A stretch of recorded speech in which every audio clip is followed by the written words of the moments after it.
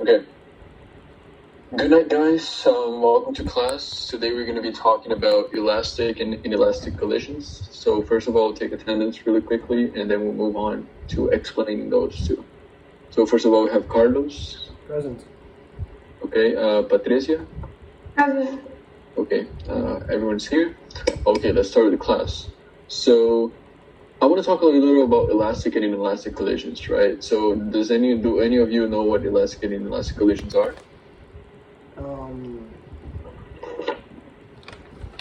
No, mister, no. Okay, so elastic collisions are basically collisions where the momentum and the kinetic energy are conserved. That means that we're going to have the same momentum and energy before and after the collision. Inelastic collisions are collisions where the momentum is conserved, however, the kinetic energy is lost. But that kinetic energy is not really lost, just it is changed into some other type of energy. So, for example, when two cars crash, some of the energy, of the kinetic energy of the collision is lost as sound or as heat. And that can be seen as a loss of kinetic energy and therefore an inelastic collision. Now, there are two types of inelastic collisions. There are the normal inelastic collisions and there are the perfectly inelastic collisions. The normal inelastic collisions are the ones that I just explained. However, their difference with the perfectly inelastic is that while in perfectly inelastic, the objects stick together after the collision, in normal inelastic collisions, what happens is that the objects after colliding, there's a force that pushes them back. So like, let's say if in an inelastic collision, a normal one, if two balls were to collide, they would both bounce back, and that would be an inelastic collision, and there would be a loss of kinetic energy. However, if those two balls hit and stick together, there will be a perfectly inelastic collision. Do you understand? Yeah. Okay. So I have some examples here of inelastic and elastic collisions. I'll share the screen with you guys real quick. Example of an elastic collision will be the collision between two billiard balls. So there's two cases in here. There's one case where the first object is moving and the second object is at rest.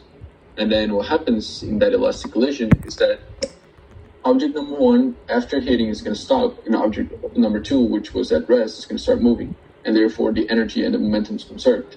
Now, the other example will be when two balls are moving in opposite ways, and when they collide, they both stop so that the momentum and the energy are conserved, right?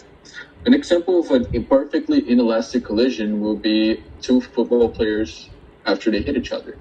So you have one football player, and he's hit by this other football player, which would be object one and object two. And after they hit, they stick together. And that's why it's called a perfectly inelastic collision. Now, there are two important formulas that you're going to use to solve the problems that we're going to do in a second.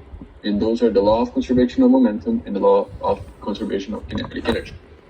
The law of conservation of momentum is this one on the top right here that says m1 v1 plus m2 v2 equals m1 v1 plus m2 v2. And that basically means that the mass and the velocity of both objects initially are the same as the mass and the velocity of both objects at the end. So their momentum is going to be the same before and after the collision. Now, in the law of conservation of kinetic energy that I'm going to show you guys in a second, this one that says 1/2 m1 v1 to the second plus 1/2 m2 v2 to the second equals 1/2 m1 v1 to the second plus 1/2 m2 v2 to the second basically explains the same thing. The kinetic energy before and after the collision needs to be the same. So the values of the mass and the initial velocity of both objects should be the same, and mass and final velocity of both objects should be the same. Now let's move on to the exercise. I want you guys to open the book on page 211, and I'll have Patricia read problem 3 for me, and I'm going to copy it down on the whiteboard. A 4.0 kilogram bowling ball, sliding to the right at 8.0 meters per second, has an elastic head-on collision with another 4.0 kilogram bowling ball initially at rest. Okay, so let's copy down the information first. So we have mass 1, which will be 4.0. okay, 4. We have V1, which will be 8 meters per second. We have mass 2, which Which would is be 4. And we have V2. Remember, these two are initial, right? What would that be? 0. Okay, because the object is at rest. Keep going.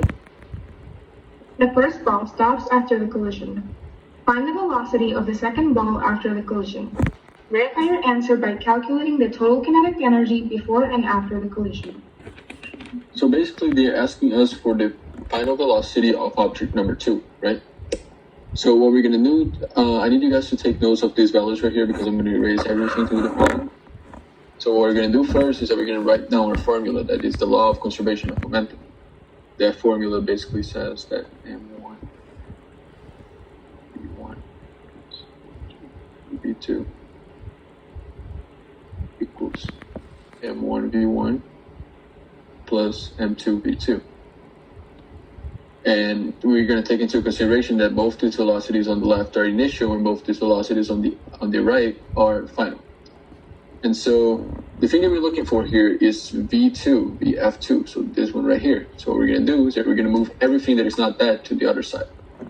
First of all, we're going to start with the M1 V1 on the right, that is adding. If you're passing it to the other side, you got to subtract.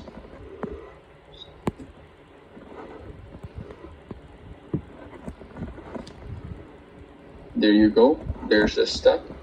And now you're going to have M2 V2.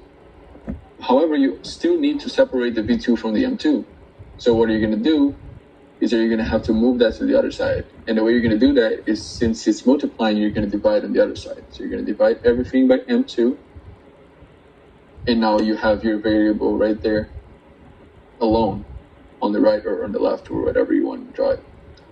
Okay, that's our formula. Everyone got that? Now all we need to do here is that we need to substitute this into our real values. So mass 1 will be 4. V1 initial would be 8 plus M2, which would be also 4. V2 initial would be 0, and then minus the M1, which will also be 4, times the velocity initial of M1, which would be 8. 8 right here. And all of this is going to be over the M2, which is 4, right? Okay, could any of you guys tell me what this will be? 4 times 8 plus 4 times 0 minus 4 times 8, all over 4. It would be 8 meters per second. Correct. So the final answer will be that the velocity final of the object 2 would be 8 meters per second. And now they want us to use the kinetic energy law of conservation of kinetic energy basically to prove that idea. So what we're going to do is that very quickly we're going to draw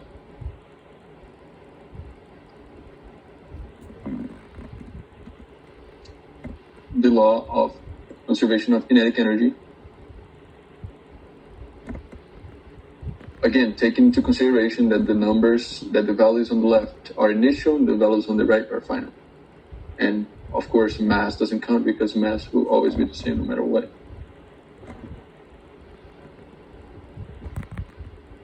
Okay, so after we get our formula, what we want to do is that we want to substitute in the values.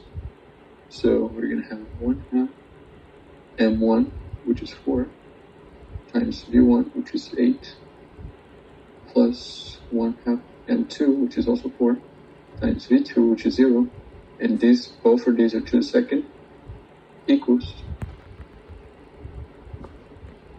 M1, which will be 4. This will also be 8. And then this one. I'm sorry. The final velocity here would be 0, right? Because the object was initially moving, so after it hits, it has to stop. So the final velocity for object 1 will be 0.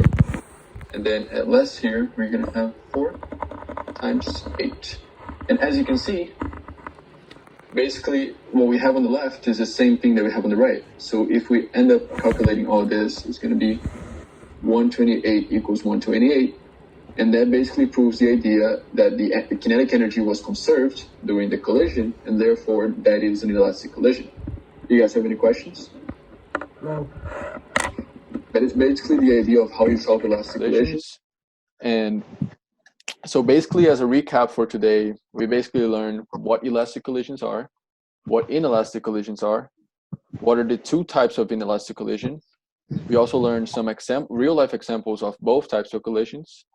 We saw the law of conservation of momentum, the law of conservation of kinetic energy, and how to solve problems that involve elastic collisions.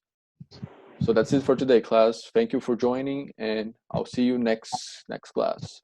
Stay safe. Thank you, mister. Bye.